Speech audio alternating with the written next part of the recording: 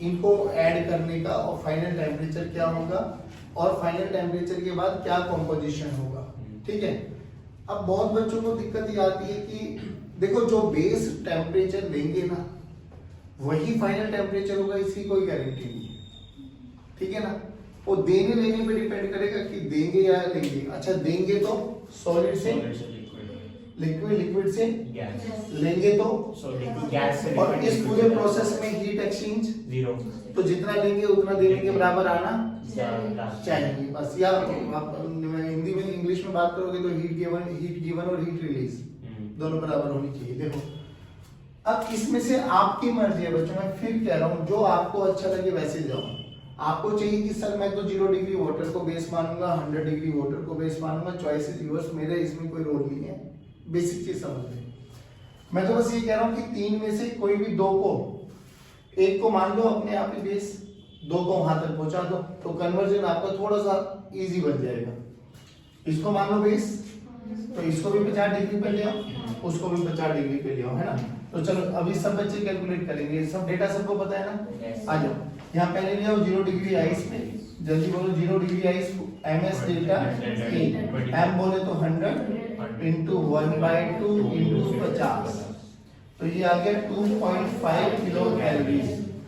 Kilo में रख लेना क्योंकि किलो में ऐड करना आसान है, क्योंकि ये हजार में चले जाएंगे तो थोड़ा सा कैलकुलेशन थोड़ा सा मुश्किल बन जाता है। अब 0 सेल्सियस से 100 डिग्री, नहीं 0 डिग्री वाटर, पहले भाई साहब ट्रांजिशन तो करो इसका। 0 डिग्री वाटर बोलो 80 इंटू 100, हम सब ये डेटा तो याद हो गया होगा क्योंकि ऑलमोस्ट हम सभी न्यूमेरिकल्स में यही मान के चले 150 कैलकुलेशन थोड़ी आसान हो जाती है। अब यहाँ पे 0 से आ जाओ 50 डिग्री वाटर, चलो बोलो बाबू ms 100 इंटू s इंटू 50 बोले तो 5 किलो कैलोरी। तो जो दे रहे हैं ये बना 8 और 5 13 और 2 15, 15.5 किलो कैलोरी। तो देना is equal to 15.5 kilo calorie. चलिए ओके आओ 150 है, 150 से 100 डिग्री पे आओ, 100 से फिर 100 डिग्री वाटर में कन्वर्ट कर दो, 100 डिग्री से डायरेक्ट 50 पे आ जाओ। चलो यहाँ पर है बच्चों हम 100 डिग्री सेल्सियस स्टीम में बोलो ms डेल्टा T बोले तो 100 इंटू 1/2 इंटू डेल्टा T बोले तो 2.5 किलो कैलोरीज, है ना। अब 100 डिग्री वाटर पे आ जाओ, जहां जहां जिस बच्चे की गलती दिखाई दे जाए वो वहीं नोटिफाई कर लेना कि हाँ गलती हो गई हमसे। बोलो क्या करें, m इंटू l यहाँ पे 540 मान के चल देते तो 540 इंटू 100 तो ये बन गया 54 किलो कैलोरी। अब 100 डिग्री ये वाटर आ गया बाबू, तो वाटर से लेके चलो 50 डिग्री वाटर, बोलो m इंटू a इंटू 50 सही करो, ये 5 kilo calorie. Perfect. Yes sir. तो लेना देखो किसके बराबर आया, लेना किसके बराबर आया 61.5 किलो कैलोरी। चलिए परफेक्ट। यहाँ तक बताओ किस किस बच्चे का दिक्कत है, सबका सेट आ गया यहाँ तक। अरे वाह चलो एक पहलू तो खत्म। अब बस क्या बनाना है, डब्बा बना लो। डब्बे में देखो 400 ग्राम पानी हमें अवेलेबल हो गया कितने डिग्री पर। अब इसको फाइनल टेम्परेचर मत मान लेना, जब उसमें आया फाइनल टेम्परेचर, ये नहीं है फाइनल टेम्परेचर, ये तो हमने अपने रेफरेंस के लिए माना है। अब फाइनल टेम्परेचर कौन डिसाइड करेगा, ये देना लेना। अब देना मस्ट बी इक्वल टू, तो देना मस्ट बी इक्वल टू लेना। चलो देना देखो, लेना बोलो 61.5 किलो कैलोरी, लेना बोलो 15.5। तो कहीं ना कहीं x ऐड करना पड़ेगा, यानी x की वैल्यू देना में आ गया है तो हमें इसको हीट देनी। तो ये 0 जो 50 डिग्री वाटर है ये वाटर में तो रहेगा नहीं, ये किसकी तरफ जाएगा, जा सकता है, जाएगी इसकी कोई गारंटी नहीं, विल हैव टू चेक। आओ चलो तो x की वैल्यू बोलो 46 किलो कैलोरी। यहां तक बोलो किस किस बचेगा, ठीक है। अच्छा सबका आ गया, यस सर। परफेक्ट। चलो बहुत अच्छी बात है। अब इसमें तुम अटक गए होगे इसके आगे। हाँ अब सुनो बाबू, मुझे इतनी कैलोरी देनी है, मेरी तो मजबूरी है क्योंकि भाई मैंने उससे लिया भी है तो इसको देना भी पड़ेगा। सबसे पहले अपन ये चेक करो कि क्या ये 50 से 100 तक जाने में जितनी हीट का यूज करेगा क्या उतनी अवेलेबल है भी या नहीं है ना। फर्स्टली वो चेक करेंगे। तो देखो 50 ग्राम वाटर से लेके मतलब 50 डिग्री सेल्सियस जो वाटर है हमारे पास, हमें इसको 100 डिग्री सेल्सियस वाटर में कन्वर्ट करना है। हाँ। तो इसको हमें एमएस डेल्टा टी लेना पड़ेगा। यस क्यों देखो एम बोले 400 अब पूरे के पूरे मास को करना है, इनटू एस बोले तो 1 इनटू डेल्टा टी बोले तो 50। ये आ गया 20,000 किलो कैलोरी। 20,000 कैलोरी यानी 20 किलो कैलोरी। यहाँ गड़बड़, इसने तो यहाँ गड़बड़ कर पहले दी 100 कर दिया उसको। और मैं समझ गया, इसने तो यहाँ गड़बड़ करी है, बाकी तुम अपना अपना देख लेना। अगर गड़बड़ नहीं है तो बहुत अच्छी बात है। 20 किलो कैलोरी लेके वो बॉइलिंग पॉइंट पे यानी 100 डिग्री पे तो पहुंच गया। 26 क्या अवेलेबल है? Yes sir. बस तो जो बाकी रेस्ट ऑफ दी 26 जो कैलोरीज बचेगी वो क्या करेगी? 50 वेपर। अब वो कितने मास को, पानी 400 ग्राम से कितना मास वेपराइज हो जाएगा वो यहाँ से पता लगा लो। तो क्यू जो हमें मिलेगा 26 वो m into L into V. तो क्यू देखो 26,000 26,000 डिवाइडेड है ना? बाय 540। 26,000 divided by 500। 540 अब इसको सोल्व कर लो यार। आ गया जो भी आएगा मास आ गया, mass of steam, rest of the water जो भी बचेगा वो वाटर बचेगा, और टेम्परेचर 100 डिग्री सेल्सियस। नहीं आया समझ में? पक्की बात है। डन। अब तुम्हें लगता है तो देखो कुछ मत करो, घर बैठ के खेलना, खूब खेल लेना। इसको -30 कर देना, -20 कर लेना, इसको 20 कर लेना, 30 कर लेना, इसको 120 कर लेना, फिर खेल लो। इसी में और डेटा कन्वर्ट करना है, इसको -10 कर लेना, 50 का 50 रहने देना, 130 कर लेना। मतलब समझ गए? छोटा छोटा डेटा चेंज करते चले जाओ, ट्विस्ट मारते चले जाओ, खेलते चले जाओ। बात समझ में आ गई? पक्की बात। अब हमारे पास है ना इनसे रिलेटेड, देखो 2 को मिक्स करना सीख लिया, 3 को मिक्स करना सीख लिया हम लोगों ने, फाइनल टेम्परेचर और उनका कॉम्पोजिशन समझ में आ गया। एक यहाँ से ना सेम इसी ट्रांजिशन पे हमारे पास ग्राफ चल रहा है। ठीक है, ग्राफ क्या है कि रियलिटी में जब हमारे पास मान लो यही कॉम्पोजिशन मान के चलते हैं, हाँ, कि भाई हमें ना हमें आइस दे दी 100 ग्राम, 100 ग्राम आइस -50 डिग्री पर है, और हम इसको लगातार हीट देते जा रहे हैं, एक कांस्टेंट अमाउंट से, कांस्टेंट रेट से हीट देते जा रहे हैं। हीट का मतलब एनर्जी, मतलब ऐसा समझ के चल कि 3 कैलोरीज पर सेकेंड, 3 कैलोरीज पर सेकेंड में इसको हीट देता जा रहा हूं, लगातार देता जा रहा हूं। तो होगा क्या बच्चों? इसका टेम्परेचर बढ़ेगा, ये 0 डिग्री पे आएगी, इसको भूल जाओ, सॉलिड है, इसको मैंने लगातार एक कांस्टेंट रेट से हीट देना स्टार्ट किया, तो क्या होगा? ये धीरे धीरे 0 डिग्री पर आएगा, फिर धीरे धीरे ये 0 डिग्री पे वाटर बनेगा, हीट लगातार देता जा रहा हूं, दे रहा हूं, देने का प्रोसेस है, तो फाइनली ये स्टीम तक जाएगा। फिर मैंने और टेम्परेचर मतलब सेम अमाउंट में देता जा रहा हूं, तो पानी बन गया, पानी से धीरे धीरे हीट लेते बॉइलिंग टेम्परेचर पे आ गया, फिर हीट लेते वो आ गया। तो हमें एक ग्राफ प्लॉट करना होता है टेम्परेचर वर्सेस टाइम। तो जायज बात है, जब मैं हीट दे रहा हूं तो टेम्परेचर ऑब्वियसली उसका रेज करेगा। तो मान कोई भी गिवन है, मान लो यहां से लेके कहीं तक भी है ना, तो कैसा भी ट्रांजिशन मैं बना सकता हूं। तो बेसिकली जो फेस ट्रांजिशन हो रहा है ना, इसका हमें ग्राफिकल रिप्रेजेंटेशन करना होता है। थोड़ा बहुत आइडिया समझ में आया? क्या हुआ कि हमने एक सॉलिड लिया, उसको एक लगातार कांस्टेंट अमाउंट से हीट सप्लाई कर रहे हैं हम लोग, कांस्टेंट उसको हीट दे रहे हैं, तो वो आइस -50 से 0 पे आएगा, फिर बोर्ड्स को ब्रेक करेगा, फिर पानी बनेगा, फिर पानी में भी टेम्परेचर को बढ़ेगा, बढ़ते बढ़ते वो 100 डिग्री पे जाएगा, फिर दोबारा बॉन्ड्स टूटेंगे, फिर वो वेपर बनेगा। तो ये पूरा का पूरा प्रोसेस जो होगा, इसको हमें ग्राफिकल रिप्रेजेंट करना होता है। ठीक है, अच्छा, जब ये ग्राफिकल रिप्रेजेंटेशन होगा तो ध्यान से सुनना, टेम्परेचर का भी चेंज होगा और फेज का भी चेंज होगा, टेम्परेचर का भी चेंज होगा और फेज का भी चेंज होगा। लेटेंट हीट ऑफ फ्यूजन भी आएगा, लेटेंट हीट ऑफ वेपराइजेशन भी आएगा। जब ये मतलब -50 से 0 डिग्री पे जाएगा तो सॉलिड आइस का आइस रहेगा, 0 से 0 पे जाएगा तो आइस और वाटर का कंपोजिशन भी आएगा, फिर 0 से 100 जाएगा तो वाटर का वाटर रहेगा, 100 से 100 पे जाएगा तो वाटर प्लस स्टीम भी आएगा, और उसके ऊपर जाएगा तो स्टीम ही रह जाएगा। बात समझ में? बहुत सारे क्वेश्चंस पूछे जाते हैं, बेसिक मैं बिल्कुल बेसिक चीजें बता दूंगा आप लोगों को। ग्राफ है तो ग्राफ में सबसे जरूरी क्या चीज आनी चाहिए, स्लोप कैलकुलेट करना।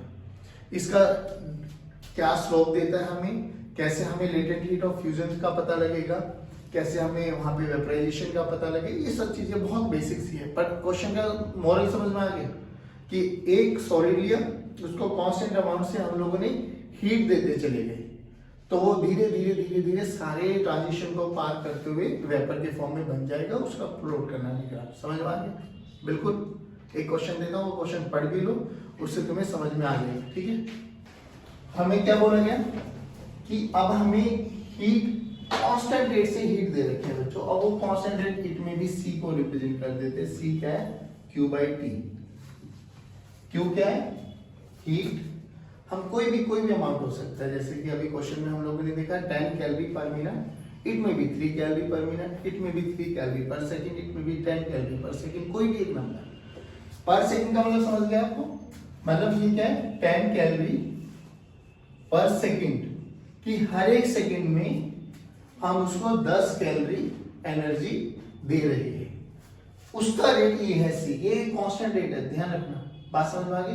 तो अगर मेरे से पूछे 3 सेकंड में बताओ कितनी हीट दे पाए हम लोग, तो 3 सेकंड में कैसे निकालोगे heat? Q this is equals to C into T। अरे निकाल सकते हैं ना, सच्ची बोलो। ये कांस्टेंट रेट है बच्चों, ये हमें दे दिया गया है। अच्छा, अभी हम जनरली आइस वाटर वाले केस लेके चल रहे, तो मान के चल रहे थे कि 100 ग्राम आइस है हमारे पास, 100 ग्राम आइस है एट -50 डिग्री सेल्सियस। इसको मैं लगातार एक कांस्टेंट अमाउंट से हीट ट्रांसफर मतलब हीट देता जा रहा। मुझे ग्राफ प्लॉट करना बच्चों किस किस के बीच में, टेम्परेचर वर्सेस टाइम का ग्राफ। ठीक है, ये टाइम है मेरे पास और ये मेरे पास टेम्परेचर है। अब आपकी मर्जी है, रेफरेंस पॉइंट कहीं पे भी मान सकते हो, हम तो बिल्कुल बेसिक से ही जाएंगे भाई। ओरिजिन है, इसी को 0 डिग्री सेल्सियस मान लेते हैं अपन। इसके नीचे नेगेटिव, इसके ऊपर पॉजिटिव, है ना। ये -100 डिग्री और ये ऊपर इतने ही ऊपर मान लेते हैं ये 100 डिग्री सेल्सियस। ठीक है ना।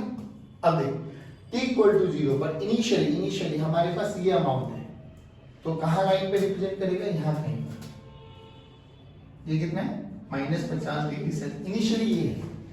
लेकिन ये पक्की बात है, जैसे जैसे मैं हीट दे रहा हूं टेम्परेचर बढ़ता जाएगा, एक समय ऐसा आएगा कि उसका टेम्परेचर 0 डिग्री हो जाएगा। पक्की बात है ना। अब यहां से देख बाबू, अभी अपन को याद है Q, जब टेम्परेचर चेंज होगा तो Q equals to ms delta T, m into s into delta T। नहीं आया बच्चों?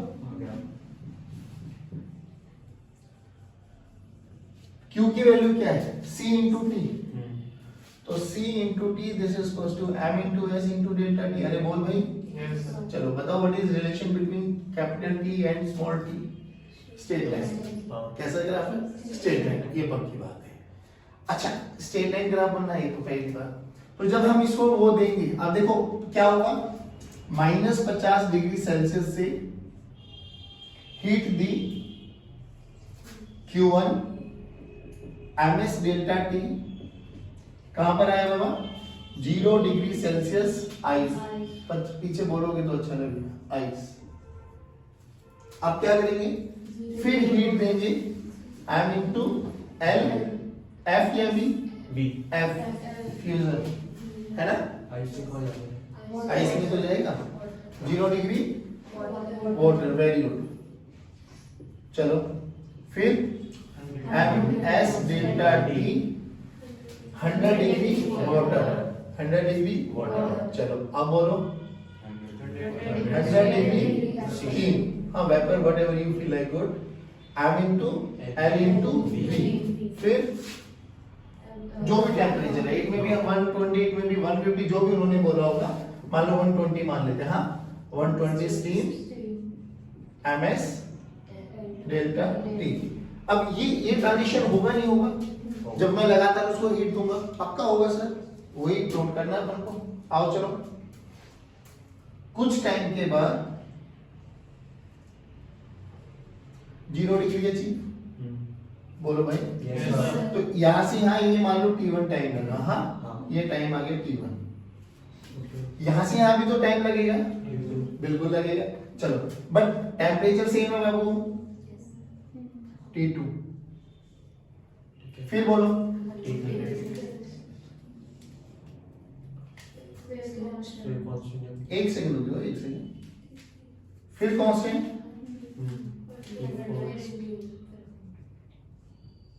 फिर बढ़ेगा Yes, sir. And so graph will be like this. बात समझ में आ गई? Yes. कोई मुश्किल है? अब मुझे थोड़ा थोड़ा बताना। हाँ यहाँ पर कौन सा है, कौन सी स्टेट है? Ice. Ice. I think Water. दोनों है, तो ice plus water. I think, Water. I think Water. नहीं आया दैट। अब सुन आराम से सुन तसल्ली से, इसमें क्या पूछ सकते हैं जो पूछेंगे। जब ये सॉलिड है ना, और जब ये लिक्विड है, सॉलिड है तो आपके पास क्या पूछा जा सकता है यार? T1. स्पेसिफिक हीट पूछी जा सकती है। हाँ ऐसे मत हाँ।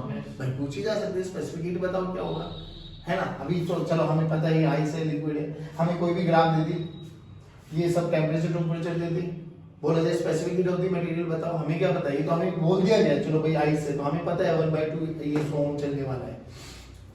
और क्या पूछा जा सकता है कि अगर ये T1 से T2 की एक लेंथ मान लो लेट्स से L1, और ये T3 से T4 की एक लेंथ मान लो लेट्स से L2, ठीक, पूछा जा सकता है बताओ L1 बड़ा है, L2 बड़ा है, L2 बड़ा है, L1 बड़ा है, कैसे? ये इसका स्लोप अल्फा 1 मान लो, क्योंकि थीटा और क्यू सेम से लगेंगे इसलिए कंफ्यूजन हो सकता है। ये अल्फा 2 और ये Alpha. What is the relation between alpha 1 alpha 2 and alpha 3? क्या तीनों सेम है? क्या इन दोनों में से कोई एक बड़ा है, दो छोटे हैं, या दो बड़े हैं एक छोटा है, व्हाटएवर कुछ भी निकाल पूछ सकते हैं हमसे, पूछने चाहिए भी।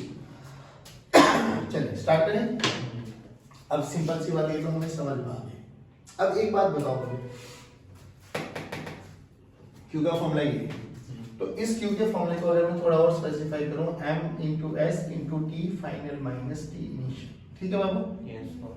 देखो हमें अगर डिफरेंट मतलब रेट ऑफ चेंज निकालना है हमें q by dq by dt है ना, तो dq by dt इसको डिफरेंशिएट करो। But point to be noted, जब यहाँ से यहाँ आ रहा है इस फेज में इनिशियल टेम्परेचर तो विल रिमेन -50 डिग्री सेल्सियस, यहाँ से यहाँ आ रहा है तो इस केस में initial temperature will remain 0 degree Celsius, और यहाँ से यहाँ जाए तो 100 डिग्री, यानी थ्रू आउट इनिशियल टेम्परेचर में कोई चेंज नहीं आएगा। जब यहाँ से आ जाएंगे, यहाँ से आ जाएंगे, तो इसके लिए तो -50 ही रहेगा इनिशियल, हीट देंगे तो आगे फाइनल टेम्परेचर चेंज होगा ना लगातार। हाँ। तो इसको dq by dt करो एक बार, dq by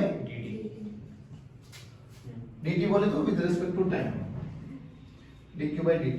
चलो m into s, देखो t फाइनल चेंज होगा, t इनिशियल सेम, तो dt by dt नहीं है, वो t इनिशियल का डिफरेंशिएशन 0। मेरी बात सुनो, अब ये dq by dt हमें पता है कि जो रेट ऑफ हीट गिवन है वो एक कांस्टेंट रेट से दे रखी है हमें। इस dq by dt को मैं क्या लिख सकता हूँ? c कांस्टेंट रेट है ये तो dq by dt ना, हर एक सेकंड में इतनी हीट जा ही रही है, वो तो कांस्टेंट रेट से जा रही है, तो this is c, this is ms into d capital T by dt। ध्यान से देख, d capital T by dt का फॉर्मूला क्या बना? c by ms। अब ध्यान से देख बाबू, ये है क्या चीज? dt by dt, Delta T by T. हाँ मतलब डेल्टा t by t, ये है क्या चीज? स्लोप। Slow. ये देखना y by x, तो dy by dx क्या होता था? स्लोप। तो dt by dt क्या है? स्लोप। तो यही तो हमें स्लोप मिल गया रे, और स्लोप ही तो tan थीटा होता है फिर, नहीं आया? ध्यान से देख, क्या c through out the process constant है? Yes, sir. हाँ भाई। क्या मास भी, मास दे दिया, मान लो इसका 100 ग्राम दे दिया, तो constant. क्या मास भी सेम है? Yes, sir. तो slope Constant. is inversely proportional to specific heat। नहीं आया समझ में?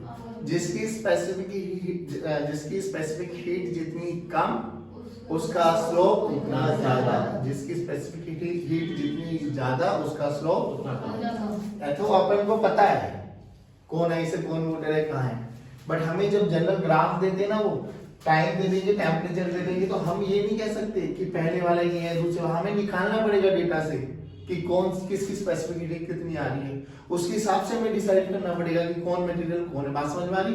ये तो हम जनरल लेके चले, हमें पता है भाई यहाँ आइस रहेगा, यहाँ ये है, तो हम कह सकते हैं कि ये आइस है, तो आइस की स्पेसिफिक हीट 1/2 होती है, वाटर की स्पेसिफिक हीट 1 होती है।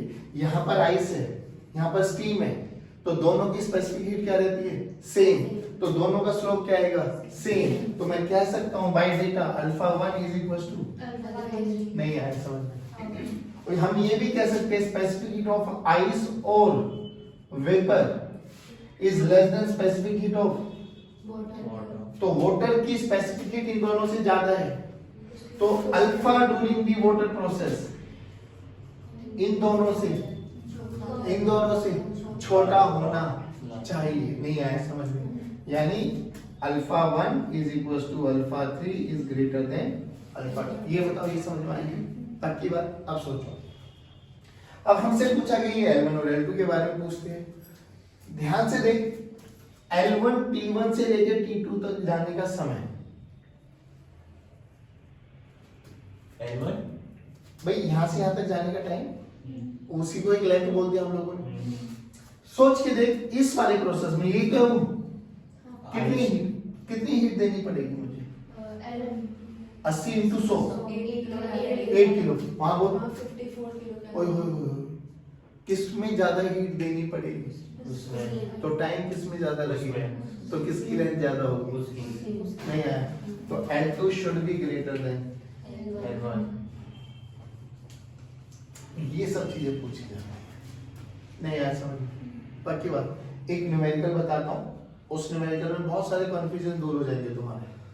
पर ये ग्राफ बनाना है, बहुत सारे ग्राफ बनेगा आपको, अलग अलग के 2-2 ग्राफ दे देंगे, 3-3 ग्राफ दे देंगे, उनके हिसाब से डेटा दे देंगे, डेटा देख के हमें हर चीज को कैलकुलेट करना पड़ेगा। एक तो ये वाला फॉर्मूला याद कर लो, और एक ये वाला, जब भी ट्रांजिशन हो रही है तो किसको कितनी हीट दे रही है? 8 और 54, ह्यूज डिफरेंस, कांस्टेंट रेट से जा रहा है। बात समझ में आ रही है? तो यहां से यहां तक जाने में इट विल टेक ज्यादा टाइम एज कंपेयर टू यहां से यहां तक आने। समझ में आ गया? पक्का? देखिए, ये गिवन डेटा होता है, और ये प्रैक्टिकल अप्रोच क्यों होती है, रीजन समझ में आता है। मान लो ए कोई भी नॉन मटेरियल है जिसका पूरा वेरिएशन हमें पता है, ठीक है, ये बी एक अननोन है, तो हमें ए के रेस्पेक्ट में बी के सारा पैरामीटर्स निकालना होता है कि बी की स्पेसिफिक मतलब स्पेसिफिक हीट क्या है, इसके बी के लिए लेटेंट हीट ऑफ फ्यूजन क्या है, लेटेंट हीट ऑफ वेपराइजेशन क्या है, ये सब चीजें हमें कैलकुलेट करना होता है। प्रैक्टिकल अप्रोच होती है बिल्कुल ही। बट अभी इसमें देखो हमारे लिए हमसे क्या इनिशियल कंडीशन बोली गई कि ये ए का ग्राफ है, ब्लैक वाला मास m है, नीले वाला बी का ग्राफ है, मास 2m है, दोनों डिफरेंट मटेरियल है तो दोनों की स्पेसिफिक हीट अलग अलग होंगी, और इसको जो हम रेट दे रहे हैं हीट का दैट इज Q जूल पर सेकेंड। और जैसे पिछले क्वेश्चन में 10 लिया था, यहाँ पे Q कोई भी एक अमाउंट ले लिया हम लोगों ने, ठीक है, और C क्या उसका कांस्टेंट रेट है, बेसिकली वो C की वैल्यू हमारे पास जो पिछले क्वेश्चन में 10 थी, यहाँ पे Q जूल पर सेकेंड है, दैट्स इट। अभी मुझे एक बात बताओ, दोनों इनिशियली सॉलिड है, जैसे जैसे इनको टेम्परेचर दिया, जैसे जैसे टेम्परेचर, तो इस प्रोसेस में ये बताओ ये क्या है, ये सॉलिड ही रहा, ये सॉलिड प्लस लिक्विड बन गया होगा, ये लिक्विड ही रहा, ये वेपर बन गया होगा, यही तो स्टेट हुआ होगा। इसमें बोलो ये सॉलिड वाटर मत बोलो, लिक्विड, कोई भी लिक्विड हो सकता है ना, तो ये आइस और वाटर नहीं है, कोई भी मटेरियल हो सकता है। क्यों देखो ना इसका जो बॉइलिंग टेम्परेचर है ना वो 150 है, उसका 180 है, तो अभी कोई भी मटेरियल हो सकता है, मुझे नहीं पता कुछ भी है, और ये है। अब हमसे बोला गया स्पेसिफिक हीट निकालो सॉलिड के केस में, स्पेसिफिक हीट निकालो लिक्विड के केस में, तो सॉलिड ये है बाबू, सॉलिड ये है, तो स्पेसिफिक हीट निकालने का तरीका भी बताया था क्या, delta T by delta T. यानी अगर मुझे सॉलिड के केस में, अच्छा जो चीज मैं करूँगा सॉलिड के लिए, आपको घर जाके ट्राई करना है लिक्विड के लिए, या लिक्विड में से करा लो सॉलिड, आप कर लेना चॉइसेस यूर्स जो करना है। इजी क्या है? दोनों सेम है, बिल्कुल सेम है, सब कुछ डेटा आपको गिवन है। देखो सॉलिड है, अब सॉलिड में हमें नहीं पता कि इसकी स्पेसिफिक हीट क्या है, बट हमें ये पता है फॉर सॉलिड हमें स्पेसिफिक हीट का रिलेशन कैलकुलेट करना है ना। तो देखो अभी क्या निकाला था हम लोगों ने कि dt by dt is equals to c by m into s। ये हम जानते हैं कि हाँ ऐसा कुछ होता है।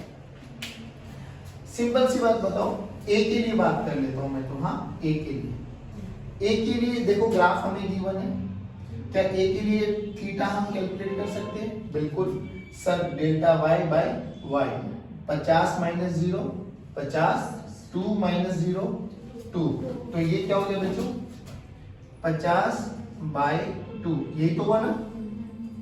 अरे Yes, sir. 50 बाय 2 पक्का। चलो this is equal to c, जो रेट है वो कांस्टेंट रेट है, तो c का c रहेगा, m का m रख दो क्योंकि मास ऑफ a m है, और इसका स्पेसिफिक हीट a मान लेते हैं। सिमिलरली ऐसे b के लिए करो, यहां से स्लोप निकालो ये वाला 40 बाय 3, तो 40 by 3, this is equal to c constant है 2m उसका मास हो गया, sb उसका स्पेसिफिक हीट हो गया। क्या दोनों को डिवाइड कर सकते हो बाबा? बोलो भाई, दोनों को डिवाइड करेंगे तो देखो c बाय m का रेशियो कैंसिल आउट, तो यहां से 50 बाय 2 लिख देते हैं अभी, divided by 40 by 3, this is equal to 1 by SA divided by 1 by 2 SB। तो SB बाय SA का रेशियो आता हुआ दिखाई दिया हमें, SB to SB by SA का रेशियो क्या आता हुआ दिखाई दिया? देखो 150 बाय 80, 150 बाय कितना हो गया? 150 बाय 80, तो 15 बाय 8, 15 बाय ये 2 इधर आ गया, 15 बाय 16, तो 15 by 16, this is equal to SB by SC। Check कर लो, ये रेशियो आ गया। अब अगर हम कह रहे हैं कि A का हमें सब डेटा पता होता, तो क्या मैं SB निकाल सकता था? प्रैक्टिकली ऐसी अप्रोच लगाई जाती है कि किसी भी एक रेफरेंस पॉइंट के लिए ना ग्राफ बनाना, तो देखो अब मुझे सब पता है, तो ऐसे मुझे पता है, तो SB मैं इजीली कैलकुलेट कर सकता हूं। तो जो अननोन मटेरियल है उसका स्पेसिफिक हीट पता लग गया, कब? जब वो सॉलिड है। ऐसे क्या करोगे लिक्विड के लिए? लिक्विड के लिए कुछ भी नहीं करना आपको, ये स्लोप निकालना है बस, है ना? ये लिक्विड स्लोप निकालना है, ये इसके लिए स्लोप निकालना है, पता लग जाएगा आपको। डन, तो वो आप कैलकुलेट कर लेंगे जिसका भी हमें डेटा गिवन होगा। बोलो यहां तक कोई दिक्कत? अब सिमिलरली ऐसे पूछा जाए कि लेटेंट हीट ऑफ, यहाँ पे बताओ फ्यूजन हो गया, वेपराइजेशन, फ्यूजन, और यहाँ पे क्या होगा? तो हमसे पूछा गया latent heat of vaporization, fusion बताओ किसकी ज्यादा है, क्या रिलेशन है? Basically we have to check out the relation. तो रिलेशन कैसे निकालें? अब यहाँ पे हमें पता है A के लिए भाई लेटेंट हीट ऑफ फ्यूजन क्या होता है? Q into M into L into A into F, है ना? लेटेंट हीट ऑफ A की fusion latent heat of A। Done. अब ये क्यों पता है क्या हमें? कैसे बताओ? नहीं MS डेल्टा T नहीं, फ्यूजन में नहीं लगाएंगे, M इनटू L तो लगा दे। मुझे कह रहा हूं ये क्यों पता है क्या? कांस्टेंट। देखो M तो पता है, ये पता लग जाए तो ये निकल जाएगा। क्यों देखो क्या है सर, यहां से यहां देखो कितना टाइम है, 2 से 5 3 सेकंड, और 1 सेकंड में कितनी जा रही है? Q, तो 3 सेकंड में C इनटू T। अरे ये तो था भाई, यहाँ से देखो ना जूल पर सेकंड है ना, सेकंड को इधर मल्टीप्लाई कर दो तो 3C आ गया ना, तो 3C आ गया आपके पास ये, तो 3C की वैल्यू कितनी आ गई? M into L into A into F, तो LF बोलो कितना आ गया? 3C by M। तो S की वैल्यू नहीं, LBF बोलो, LBF Q टाइम देखो 3 into 6, तो सेम अमाउंट ऑफ हीट दे रहे हैं, yes sir, तो यहाँ पे कितना आ जाएगा? 3C by 2M, mass 2M है, 3C by 2M, दोनों को फिर डिवाइड कर दो, you will get the answer। क्या ऐसे यहाँ पे लेटेंट हीट और वेपराइजेशन भी कैलकुलेट कर Yes, सकते sir. हैं? अब इसमें क्या ही क्वेश्चंस पूछेंगे, यही क्वेश्चंस बनते हैं इसमें और कुछ नहीं बनेगा। बोलो आगे समझ में, हाँ। बाकी बात। चलिए जय हिंद। जय भारत।